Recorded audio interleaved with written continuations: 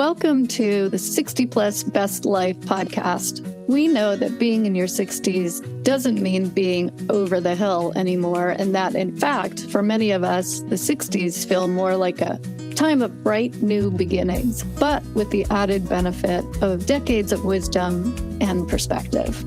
We also know that being in this time of life poses many questions and anxieties. We're happy to bring you conversations with those who have taken actions to create or enhance their lives to experience as much vitality, accomplishment, and purpose as possible by embracing change and the challenges in front of them. You'll also learn from health and wellness professionals, creators, and visionaries who are making life at 60 plus the best time of life. Join me, Daisy Swan, and Kimberly Fowler as we explore this life stage rich with possibility, depth, and new beginnings. By liking, subscribing, and forwarding this podcast, you'll be increasing the awareness that indeed the 60s and beyond hold so much more opportunity for enhanced health, personal growth, income, adventure, and satisfaction as well. Let's change those outdated perceptions that being in your 60s spells old age for good.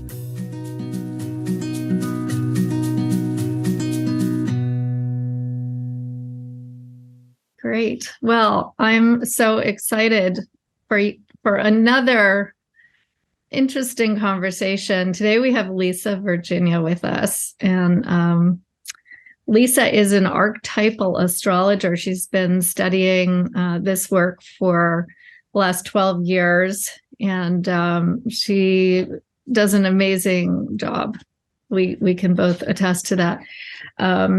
With a master's from Yale University and a PhD from UCSB in science communication, Lisa does a lot of interesting things with her work and interests. She's a lecturer at UCSB and works at Grid Alternatives, doing marketing and communications. So she's a multi-dimensional learner and sharer of information. That's fair to say, right, Lisa? Yeah. Okay, good. So, and you can find her at different psychic and healing arts fairs in SoCal. So, but she's we're on her website. That's right. And I was just going to say she's reachable online. Yeah. And we're going to have all of that good information in our show notes. What's the website, Lisa? It is lisavirginia.com.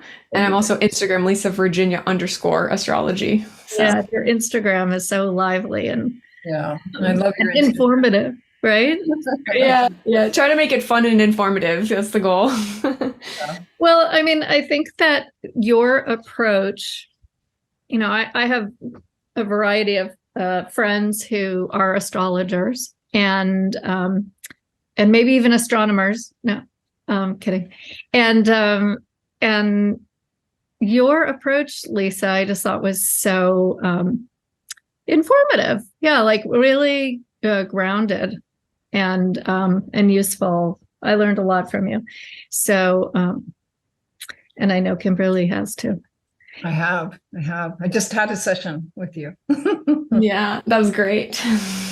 So maybe you can, people are going to go like, why are you having an astrologer on the 60 Plus Best Life podcast? And, I know I've learned a lot from astrology over the years. But so maybe you can tell us a little bit about astrology and why we can say it's valuable. Yeah, of course. Well, first of all, I just want to say thanks again for having me here. This is really exciting to be a part of your podcast. You're both fabulous, and this podcast is just great, so I'm just honored to be here. And it is a very interesting topic. I have to say I'm biased, of course, because anything that involves astrology perks my ears, makes me very excited to dive in. And this is yet like one of thousands of things that you can apply astrology to. I will say also, just because you mentioned in the introduction, I'm kind of that odd person that has a pretty heavy science background. Got my biology undergrad, environmental science master's, went to get my PhD at UCSB, right? Those things, you wouldn't maybe necessarily correlate with somebody who does astrology, but I will say that just years of interest and watching what was happening, observing, studying, really sort of like made me into a believer, and I'm excited to dive into that a little bit more. So I just want to preface it with that like myself, if there are skeptics listening, I started as one, and it was only studying and going into it and just seeing it borne out and how crazy it is. So we can get into a little bit more about what is astrology, how it works, if that's of interest. But I think broadly speaking, astrology is a great tool for inner healing and inquiry. It's also been used traditionally for thousands of years to sort of look at external events called mundane astrology. You can do some predictive forecasts. We're not fortune tellers. That's not what it is.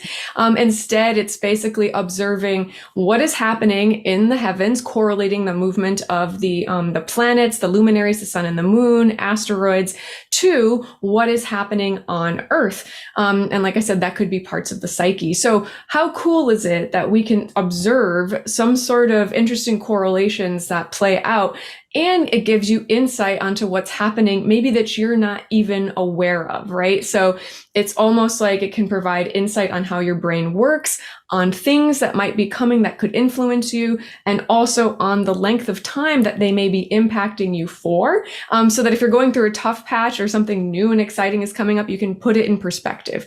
So those in general are reasons to be, I think, really fascinated by astrology, and because it plugs us into our deep historic roots just collectively. Many different cultures have long history of looking to the heavens for insight and inspiration. And in terms of the 60s, this is a unique time period for anybody, and we'll get into some transits that will happen during your 60s. Transits meaning the location of the planets in the sky as they relate to your own personal birth chart, and we can unpack as much of this as you think is necessary. And then also this particular cohort of baby boomers, born with really unique aspects, and that's sort of a signature that carries them throughout their life. And so that is just really fun to unpack from a generational perspective. And so, that's just the skimming the surface, but hopefully that's helpful. Yeah, well, that's certainly, there's so many things that you can get into, right? Mm-hmm. From an astrological point of view. Yeah. But can I ask you, how did you get into it? Just like, why? Like, what? That's a good question. So if I think back, I remember when I was in high school, I would go to the bookstore and I would pull out like the big book of birthdays or how to read your astrological birth chart, and I would just pour over them, or Linda Goodman's sun signs book and relationship books, read those front to back. I just found them to be so tapping into something that felt so real to me, because it requires a certain type of reflective ability and thinking about how people behave and how situations unfold, sort of like in a thematic or archetypal way, that there's like a pattern to it. And that was very interesting to my mind. But then also, I think it started to become a more serious study when I was going to get my working on my dissertation, and it was just a really rough time, had a bad injury, I broke my back, just all sorts of difficult things going on. And I just found that the one thing that was really helpful in explaining to me what was going on, because it felt like it was like when it rains, it pours, but like in an extreme way, was understanding it was the astrological transits as they were unfolding in my chart. Of course, there's many, many reasons, and astrology, at least how I practice and understand it, is sort of a reflection of what's happening. It's not a causal model necessarily. But anyway, we can get into that too. That was just piqued my interest, and I just started following the transits from then on out, about 10, 12 years ago. And then the interest just grew. I took a class here, I met an astrologer there, I went on a retreat there, just studying, reading charts for friends, and it just sort of snowballed. It's sort of the one thing that's remained of interest to me, I think, and I tend to get bored pretty easily. So I have a Gemini midheaven, like Mercury rules my chart if you can't tell. So I get you. yeah. Well, and I think it would be helpful to explain a little bit about the fundamentals. Yeah, absolutely. So, yeah, as I mentioned, it's sort of like a correlative, like art and divinatory science, shall we say? Whereas I said you look at what's happening in the heavens and correlate it internally. But if we think about it, like what is the mechanism? That seems crazy, right? So at some level, some astrologers, some folks will think about it in terms of like a causal mechanism, meaning, the planets or the bodies in the sky actually act upon us, right? I mean, if we look at the moon, when the moon changes, it affects the tides, it can affect the swelling in our bodies. Mm-hmm. It does have a gravitational pull. Like, we don't know. It's entirely possible that there are impacts and things happening with the outermost stretches of the universe, right? People are still, quantum physics is a thing that's unfolding. But, without that, without that concrete knowledge, there still is an argument to be made that astrology is basically tapping into something that's called an animated universe, meaning that we all, in essence, sort of breathe together. We're not these like isolated humans born in this cold, dead rock of an earth that like nothing is related, right? I mean, the idea is that sort of the processes that happen in our bodies are mimicked around us, like there's something that happens where if we observe it here, that somehow it's impacting us, right? It's that, what is it? The flapping of a butterfly, like Amazon impacts us here somehow. It's just that feeling that the sort of, everybody's connected in some way. And so if you observe any type of pattern anywhere in the world, that could be divinatory. So for instance, you could study, flowers as they fall out of a tree onto the ground, and the pattern that they make, if you're cautious enough in your observations, may actually tell you something about how you feel or what's going on around you, because the assumption is it's an animated universe. There's something connecting us, but it's entirely agnostic. Astrology doesn't say, oh, it's this spiritual belief that you have to have or that. But what it does say is that we are not completely devoid of meaning, that there is an inherent meaning baked into the universe, right? It's the same reason why tarot cards, quote, work in any other divinatory method, like people used to toss bones on the ground and observe those patterns. So that's similarly how astrology works. So, and the things that we look at are in effect, the location of the planets in the sky in terms of like the season, right? So if the sun is in Scorpio, that's like a certain part of the path of the Earth around the sun that changes seasonally, and all the planets sort of go through that progression on the ecliptic as well. But we also look at the geometric relationships with the planets. And then we also consider the time of day and the location on the Earth, because that will basically place those planets in different quadrants in the sky or houses. So it can get pretty complex pretty fast, but, it's way more than just looking at your sun. I am a Leo, I am a whatever. Basically, you have a placement for all of your things, right? Your Venus, your Mercury, your Mars, your Saturn, all those planets were somewhere, and that's what astrology breaks down. So what do you think is the benefit of, both Daisy and I have been following our astrology forever and are really into it. But for our listeners, like, what do you think is the benefit of knowing your astrology? Like, why would someone want to?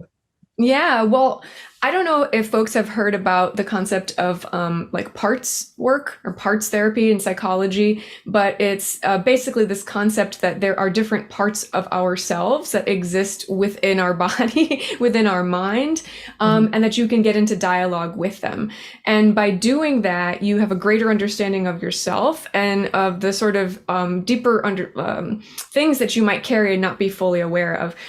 Also, it allows you to like basically get into conversation and just, better understand yourself, emotional regulation, understanding where repressed trauma lives, understanding opportunities for strength and growth.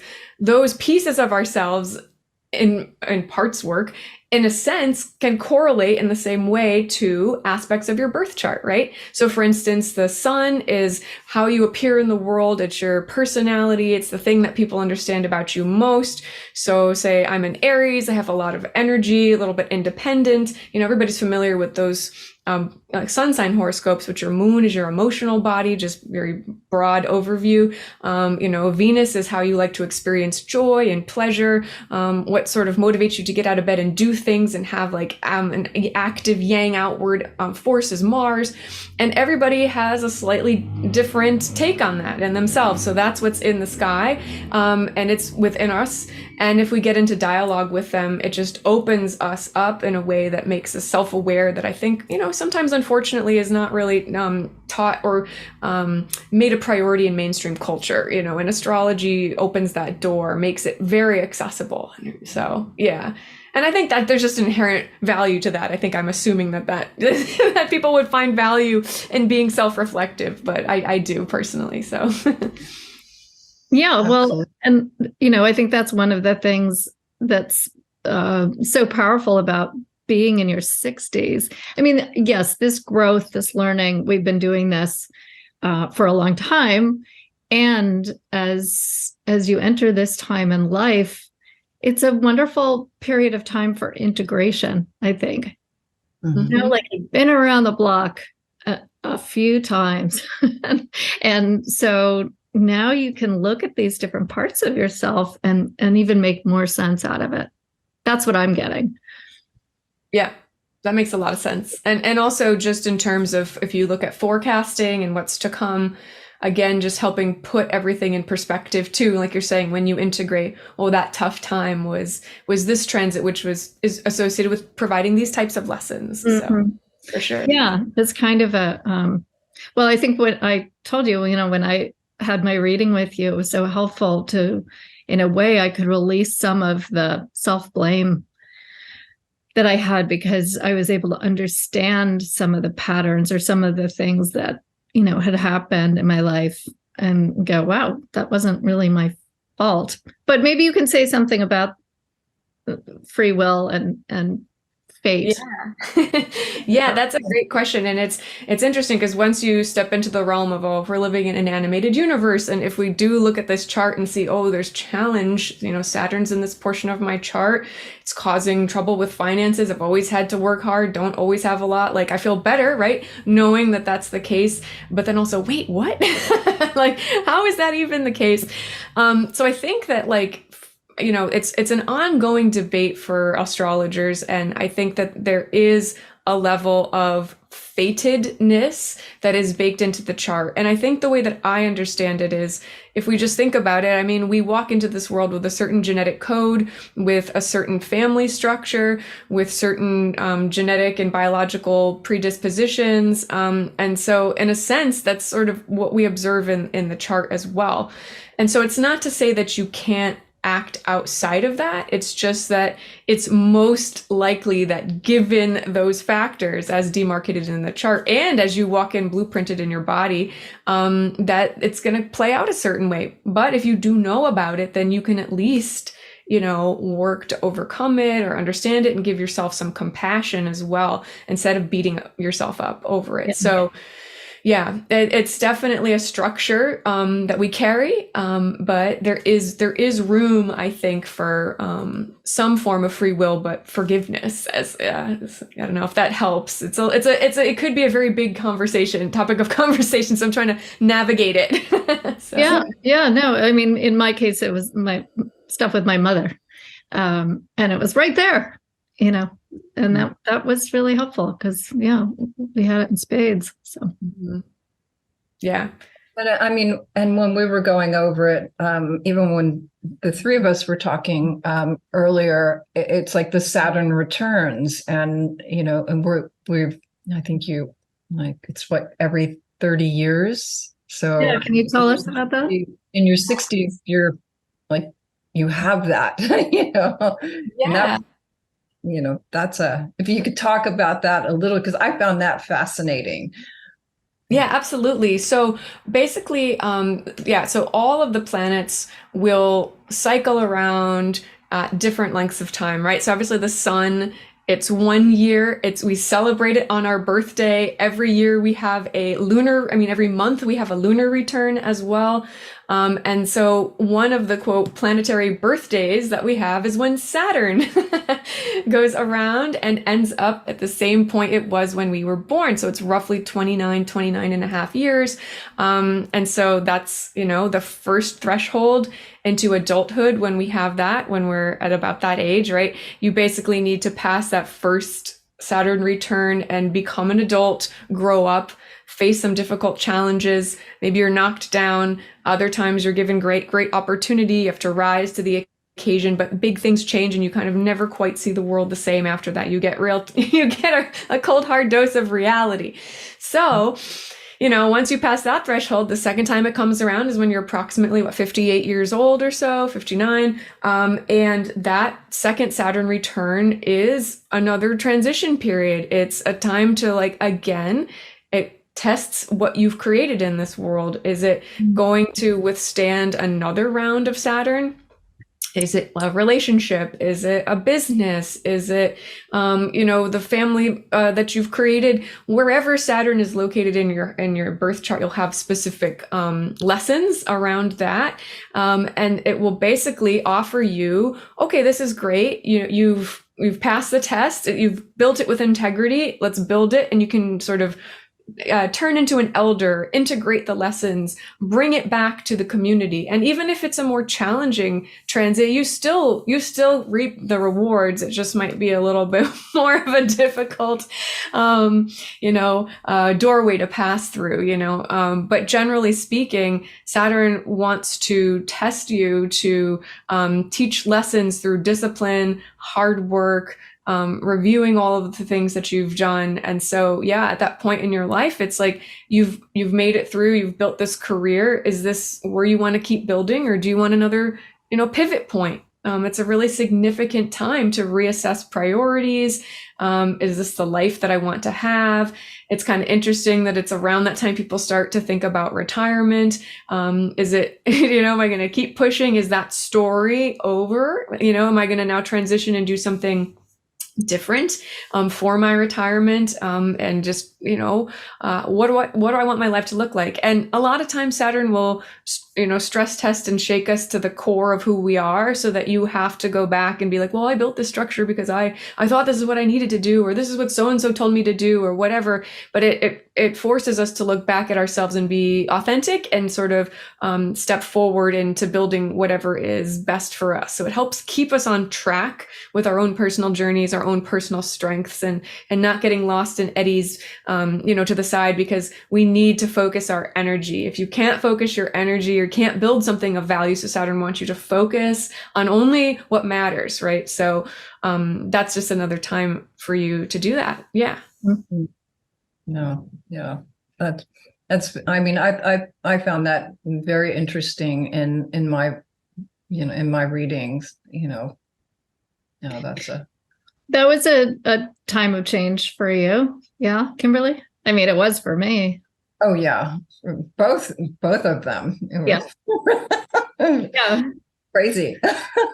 we were both reflecting on what was happening for each of us at those periods of time, first and second, and a lot of change around those. And I can say for sure, 58, 59, I wasn't quite sure what I was gonna keep or let go of, and came back, redid my website, really reinvested, changed my life, started coming up to Santa Barbara.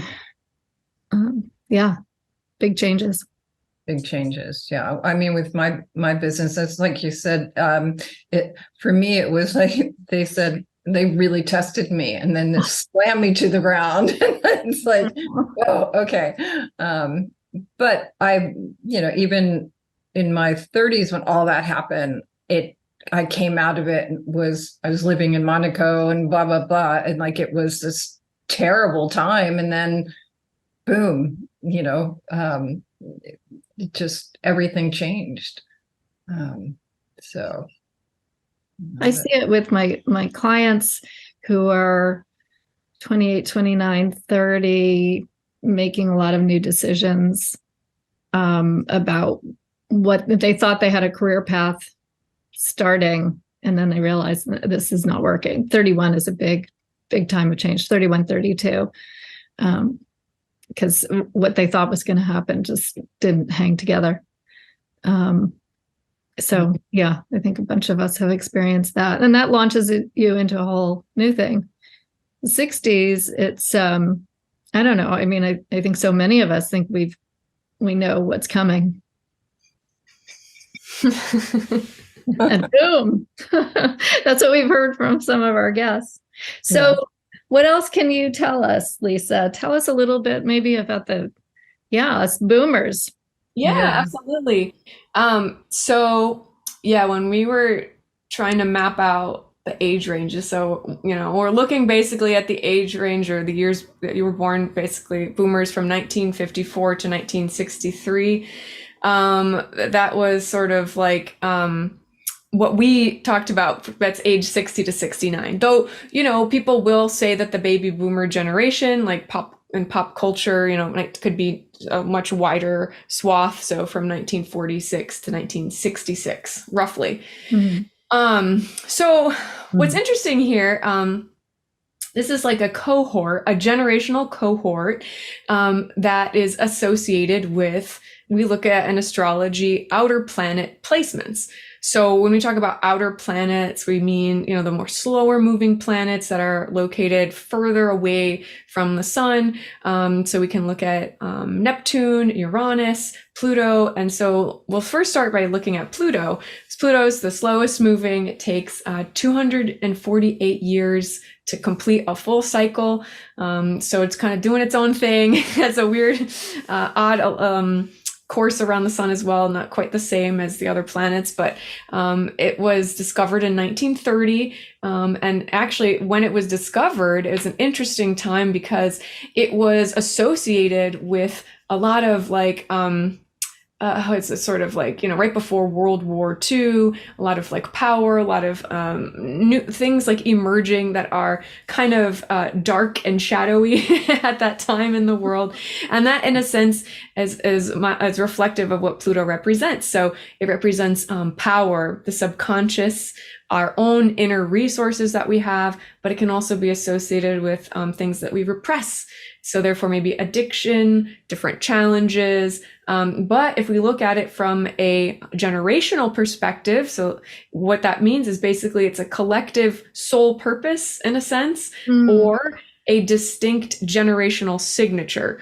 So it's sort of like those deeper themes are similar for a large group of people.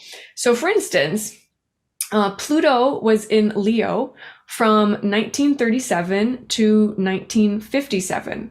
So that definitely covers a portion of the time of the baby boomers. And then the next one that we'll take a look at today is Pluto in Virgo. And that was from 1957 to 1972, so early Gen X. So this sort of 60 to 69 age range that we're talking about is characterized by Pluto Leo and Pluto in Virgo. So yeah, so let's take a look at the Pluto in Leo first. So, if you're familiar at all with sun sign astrology, you know that Leo is associated with warmth, with leadership, with charisma, with creative expression, authentic expression, focus on really putting yourself out there, wide open, warm heart, and receiving from, say, like an audience or folks who are there and giving back appreciation. It's usually a signature for creatives. And so when we think about that in terms of Pluto, there's a whole generation that has that signature, right? And so it's interesting because, I think it was in the 70s, this was some writer basically characterized the baby boomers as the quote, me generation.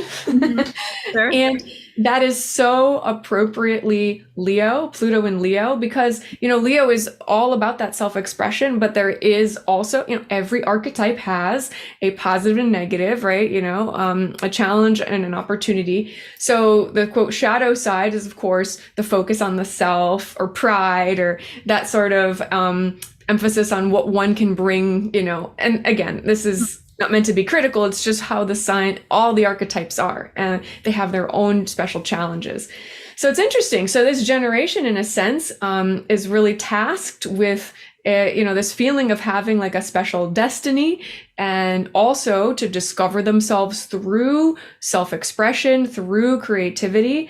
There's that feeling of like needing to create and believing that what they create is of value, or, the best, so it's that stepping out. And it's interesting because during this time as well, we saw a lot of really interesting Leonian figures. There's a lot of protest activity, a lot of real charismatic leaders. So Betty Friedan, Gloria Steinem, Jane Fonda, Angela Davis, obviously, JFK, Malcolm X, Martin Luther King Jr. All of this happened during the Pluto in Leo time as well, which was just or a little bit after, but a lot of those folks were born towards the end of that. So they carried that signature. But that basically was a part of this like a charismatic leader approach that we're talking about, right? So again, sweeping social reforms, lots of protests, and it really made it so that folks were, needing to step in and explore themselves, be a part of something new, and that they had to create it. You all had to create it. You had to step forward. What is this new world going to look like, in a sense, right? And we'll get into that whole tumult of the 60s as well, which is kind of going on at the same time.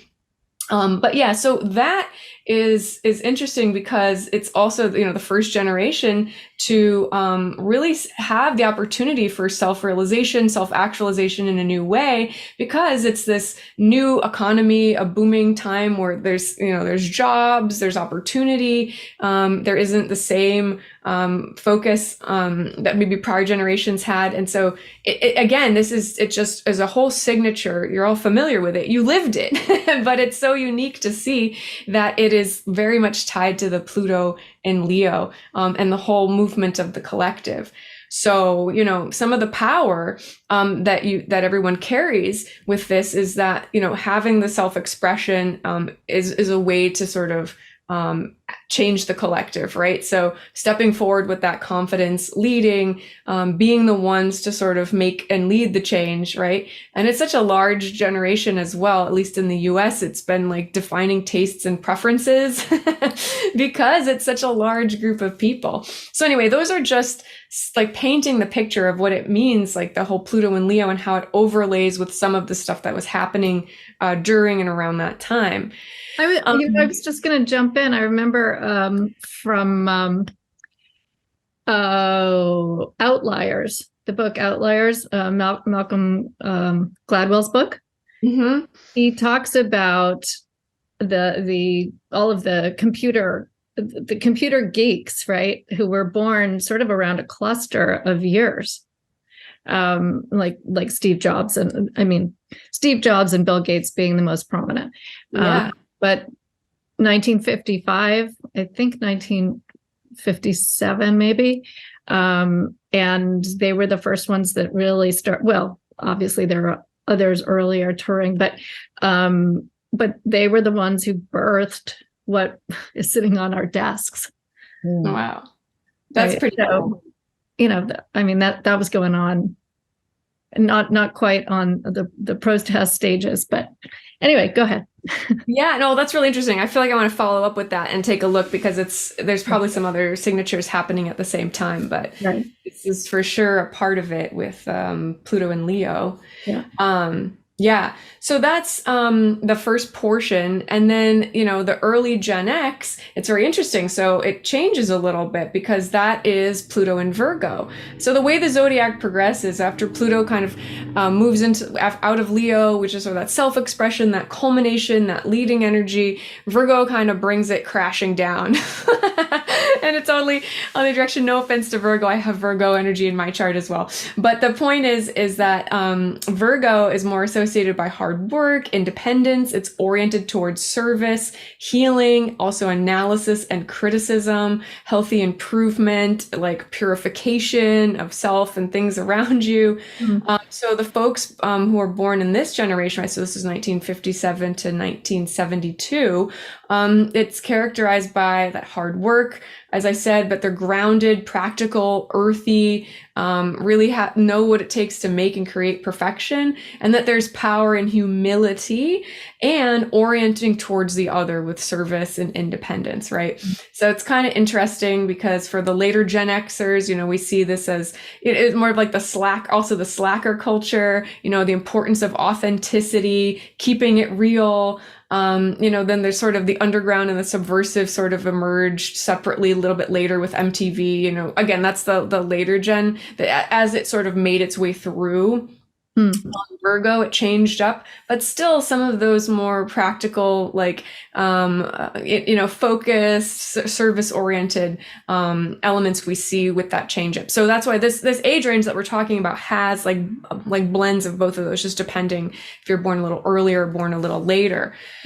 And a lot of folks that I've met who have Pluto in Virgo do a lot with like the healing profession in some way. It doesn't need to be medical necessarily, but a lot of folks will come into their own like spiritual journeys and want to help and serve others, whether it's like Reiki or even if it is some form of coaching or assisting others in coming into their own power. I've seen that a lot for folks coming out of this generation, especially because they've been impacted by, again, the 60s and the 70s, that sweeping social reform. They carry that signature as well, which we can get into in a moment. But yeah, so anyway, I just think it's really cool that like we see these outer planet transits really correlate so closely to what like I don't know, say if they're historians or folks in pop culture when they create monikers for different generations, it usually very closely aligns with where Pluto is, So for instance, like I have a Pluto in Libra, and Pluto Scorpio is sort of like the end of Gen X and also the start of the millennials. And then from there we have the Gen Zs, and that's a little bit of a wider swath, but that changes with Pluto in Sagittarius, that focusing on the truth, and like so that's a whole other conversation that we can have. But it's just a fun point of exploration if you're just new to astrology as well and you're interested in the generational signatures that people carry. So it's a kind of fun thing to look at. Yeah, that's fascinating. Yeah. So so that is, I think the next thing that I'd like to talk a little bit about, I've alluded to, is basically the Pluto-Uranus conjunction in 1965 to 1966. So this was like, I mean, anybody who lived through that time, I'm sure, would say that the frenetic energy of that time period was like none other. And from an astrological perspective, it's this very unique configuration because, Uranus moves slowly as well. It's an 84-year cycle. So it meets up once every 84 years with Pluto, and that happened during your lifetime at a very critical point as you're coming of age and experiencing the world. All these like sort of traditions that maybe you grew up with just all of a sudden just blows up. And not only that, but you're in that place with that, the opportunity, especially the Pluto in Leo, to create something new, like we said, out of that. But it's interesting because it started to become exact like in 1963 to 1967. So it's all around this time that what Pluto signifies, like we said, is sort of like the inside, the power, the repressed parts of ourselves, also the dark Dionysian like sort of tendencies. It's the shadow side. It's the things that maybe we carry within us that we are repressing, we're not aware of, and then it gets triggered and it comes out. It could be anything that we couldn't handle when we were younger. here, we hit it, and all of a sudden it comes up. So just imagine what that's like, if we think about that on a collective. What would that look like if a society needs to change? What are the type of darker elements that need to see the light of day, that, need to kind of explode onto the scene before we could sort it out and move forward collectively, right? And that really happened at this time, because Uranus is the planet that's associated with insight, with innovation, with breaking like a small-minded thinking. It's very much out of the box. It's explosive. So you put those two planets together, and all of a sudden it's like a lightning bolt cracking open the earth, and this like volcanic stuff that's just been repressed culturally just like comes out, right? So it's sort of like the sexual revolution, the psychedelics, expanded consciousness, a lot of stuff from like the Eastern meditation world like made its way into public consciousness here in the US.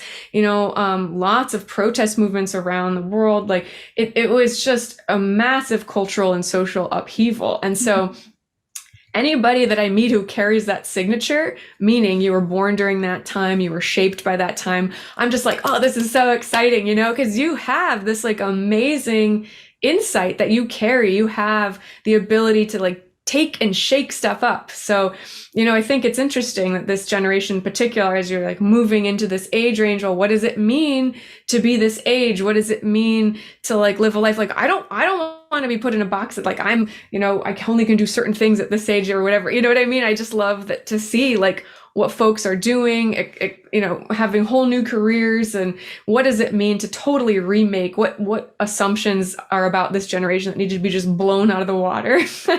And so I love it. It's sort of that really, really revolutionary energy that the boomer generation carries, and especially folks that were born from like 63 to 67 roughly. So yeah. Wow. That's pretty crazy. I mean, certainly as a generation, we've seen so many changes in terms of how people are aging, right? If we grew up being athletic, I mean, jogging, right? Jogging didn't start. Yoga, I mean, the things that we totally take for granted, those weren't around, I mean, I started jogging when I was 14.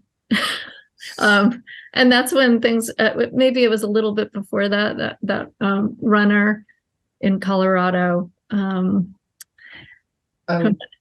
You know who I'm thinking of, Kimberly. I can't think. We're allowed to say we can't remember.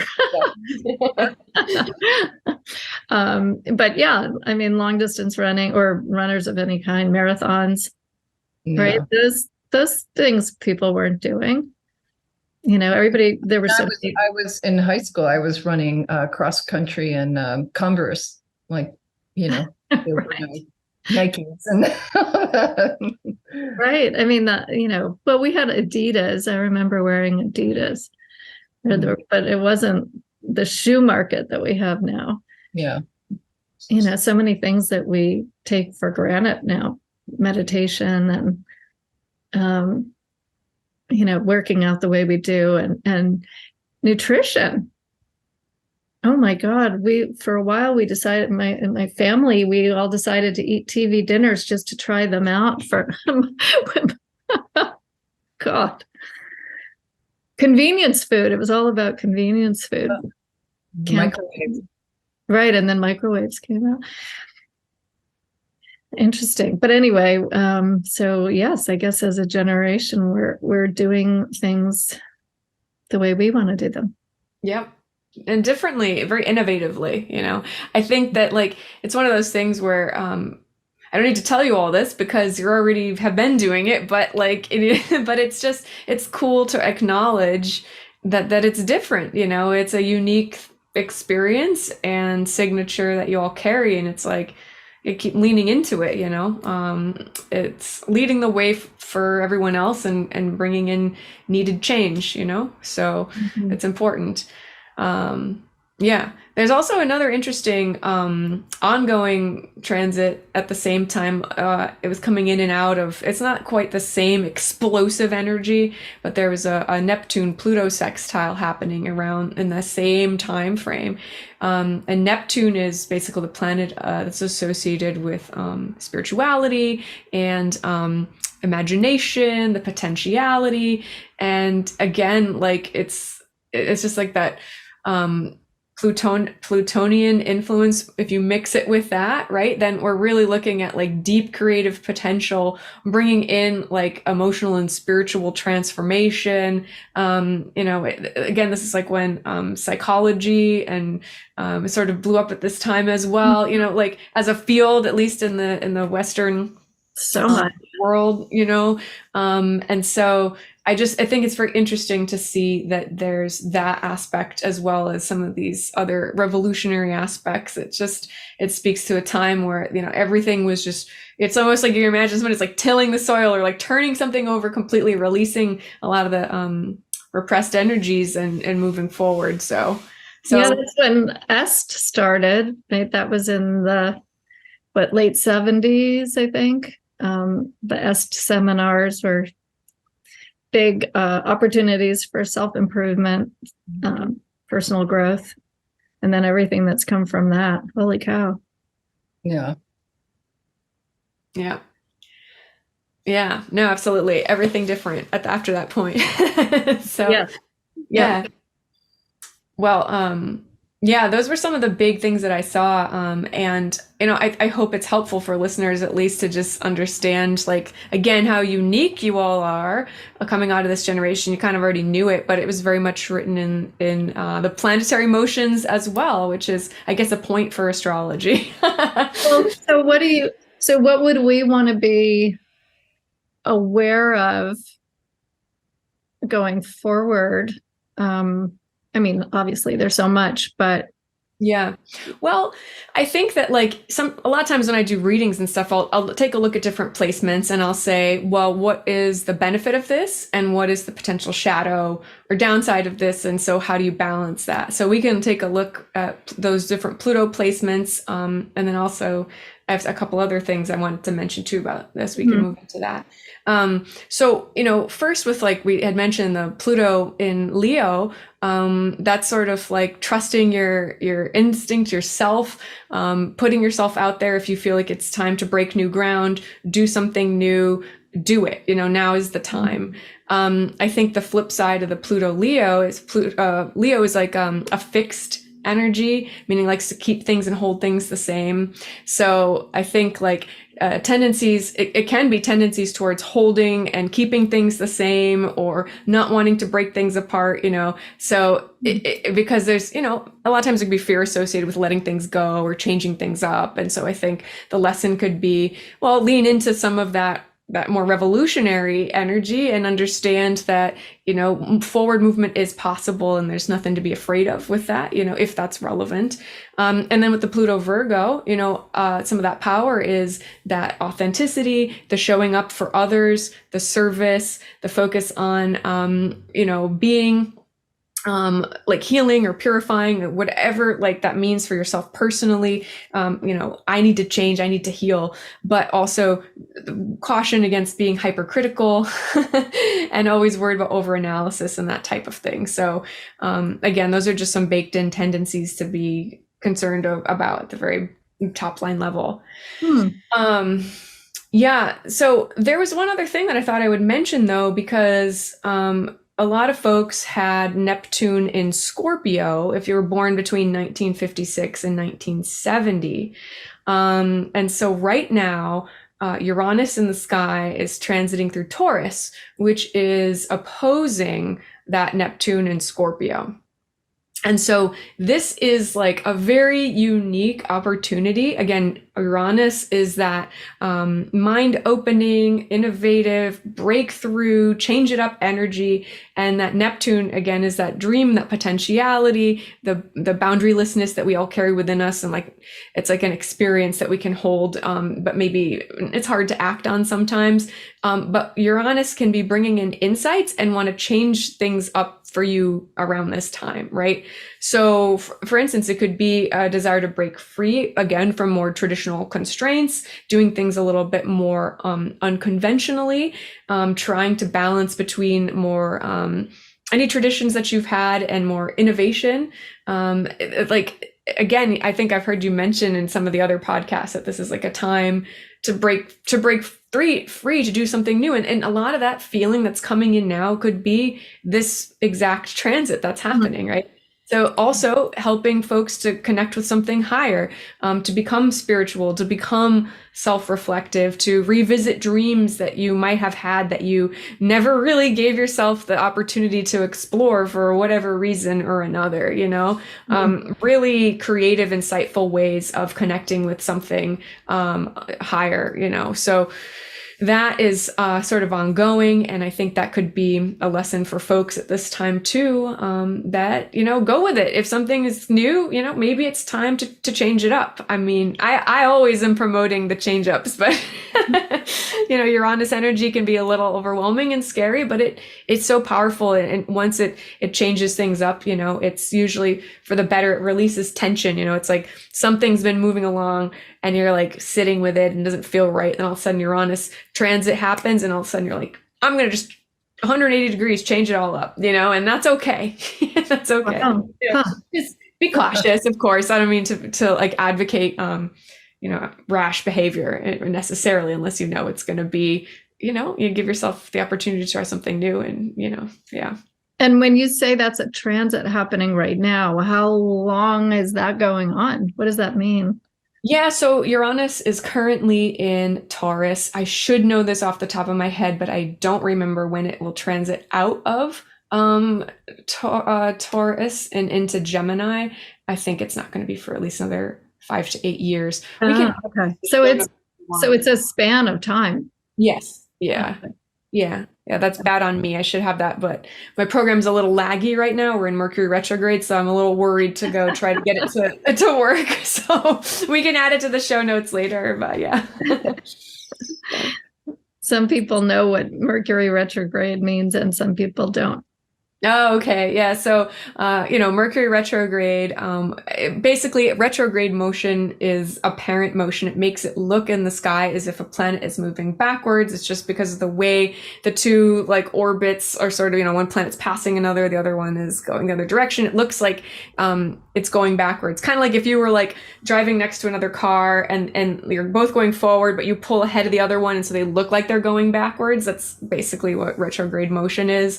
And so when Mercury goes retrograde about 3 times a year or so, that's associated with hiccups, difficulties with anything involving communication, technology, travel, anything that's mercurial. It's sort of an overabundance of that type of energy. And so things can just like, the computer dies, you need to take your car into the shop.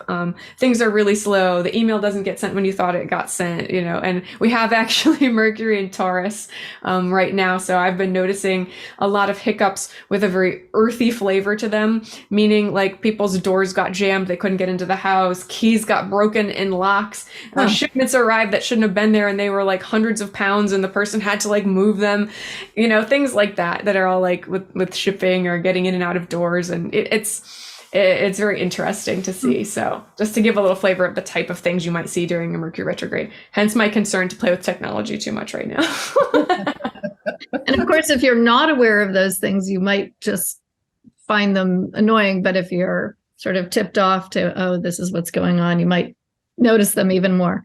Exactly. Yeah, it's true. It's very awareness. helpful. Right. It's awareness.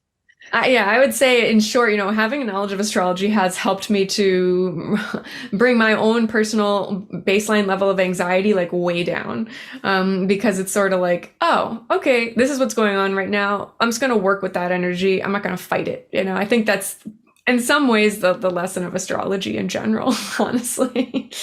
Yeah. That's interesting. Yeah. Yeah, no, I think that's really helpful.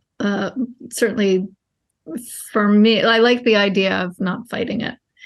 So much of the stress that we deal with, or we experience, I should say, is because we want something to be different than the way it is, right? And if we can know, this is the awareness thing, if we can know what's going on with more awareness, then we can see where we can embrace the change, embrace the challenge, and decide what we want to do from there. Something like that. Yeah, that's very well put. Oh, good. Yeah. Lisa, it's great. Thank you. You're so welcome. I hope it's helpful. I know it's a lot if you're new to astrology, so I hope that it at least piqued your interest if folks are listening. But it's been a pleasure. Thank you so much. Yeah. Well, we'll love to hear if people reach out to you. This again, I know you've been helpful to both of us. So. Yeah. Well, I could mention too that if anybody had been considering an astrological reading at any point, what that basically is you take a look at your birth chart at the moment you're born. It helps to have your time of birth, location of birth. And then from there, you can chart this amazing map of the sky when you're born. And then an analysis will just take a look at what are the major planets? What are they doing? What does it mean for you? Look back in time, see, Daisy had mentioned, oh, wow, this just has always been dogging you kind of thing, because this is where it is in the chart. So it can be very insightful. Yeah. And yeah, I do offer readings. So if anybody is interested, please feel free to reach out or follow me on Instagram. There's always a lot of fun stuff that we do there. So that I do there. Yeah, you do. Great. Well, thank you. Thanks for listening to the 60 Plus Best Life podcast. We hope you've learned useful and inspiring information today. We welcome your comments and also your suggestions of topics we need to discuss. If you know of someone you'd like to hear on our podcast, please share. We think of this podcast as a way to grow a robust community of people who are making life better at 60 plus. People who are living their best life. Thanks again for listening to, subscribing, and sharing the 60 Plus Best Life podcast.